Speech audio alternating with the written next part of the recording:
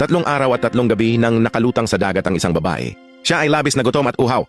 Nagsimula na siyang makaramdam na hindi siya makakaligtas. Naisip niya, sa halip na mamatay sa gutom at uhaw, mas mabuti pa kung ako na lang ang maghiwa sa sarili kong ugat. Sa sandaling iyon, nakita niya ang isang isla sa medyo malayo. Nang makita ito, napuno siya ng kagalakan. Naramdaman niya na baka mailigtas na ang kanyang buhay ngayon.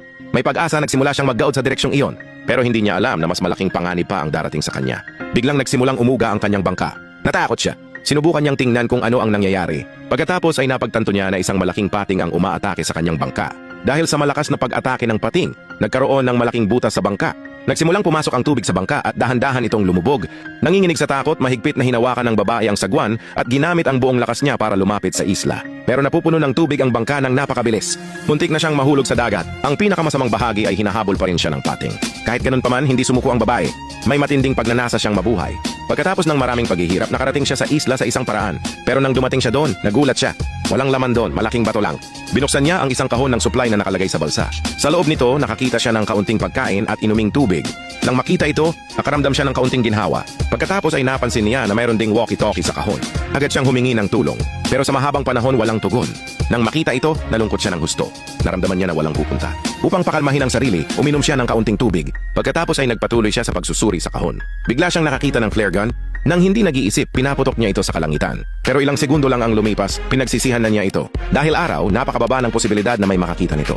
Nag-iisip pa lang siya kung magpapaputok ulit ng isa pang flare nang makita niya ang isang anino sa likuran niya. Nagulat siya. Sa katotohanan, ito ang kanyang lumang kaibigan na pinaghiwalayan niya sa mahabang panahon. Nang makita siya, labis siyang naging emosyonal. Agad siyang naghagis ng lubid para hilahin ang kaibigan niya papunta sa balsa. Pero dahil sa ingay nila, napansin sila ng mga pating. Agad nagsimulang lumapit sa kanila ang mga pating. Parehong takot na takot ang dalawang babae. Pero sa kabutihang palad, nakaligtas sila sa pag-ataking iyon.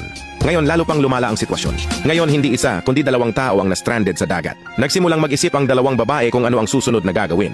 Biglang bumukas ang walkie-talkie. Narinig nila ang boses ng isang lalaki. Sinabi niya na narinig niya ang kanilang tawag ng tulong at darating siya upang iligtas sila. Nang marinig ito, pareho silang nakaramdam ng malaking ginhawa. Ngayon, nakakakita na sila ng pag-asa. Pero nang malaman ng mga rescuer ang tungkol sa mga pating, nagpasya silang unahin ang mga pating. Binalaan sila ng mga babae tungkol sa panganib. Pero sa oras na iyon, huli na ang lahat. Biglang isang malaking great white shark ang bumangga sa kanilang bangka ng buong lakas. Nawala ng balanse ang isang lalaki at diretso siyang nahulog sa dagat. Sinubukan siyang iligtas ng kasama niya sa pamamagitan ng pag-abot ng kamay. Sa sandaling iyon, biglang lumundag ang isang pating mula sa tubig at tuluyang pinunit ang kanyang braso. Sumisigaw sa sakit, nahulog din siya sa dagat. Ilang sandali lang, kinain ng mga pating ang 2 lalaki.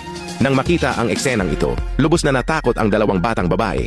Ngayon, wala na silang ibang pagpipilian. Gumawa sila ng plano para patayin ang mga pating. Tinali nila ang lubid sa isang malaking bato. Isang babae ang tumalon sa tubig para lumapit sa kanya ang pating. Sa sandaling inatake siya ng pating, binagsak ng isa pang babae ang bato sa pating. Dahil sa malakas na suntok, namatay ang isang pating. Nang makita ito, parehong tuwang-tuwa ang 2 batang babae. Pero hindi pa tapos ang panganib dahil buhay pa ang 2 pating. Gaya ng tanong ay, kakayanin ba ng 2 batang babae na mabuhay sa mga pating na ito? Kung ikaw ang nasa lugar nila, ano ang gagawin mo? Title ng movie? iFrenzy, ipinalabas noong 2018.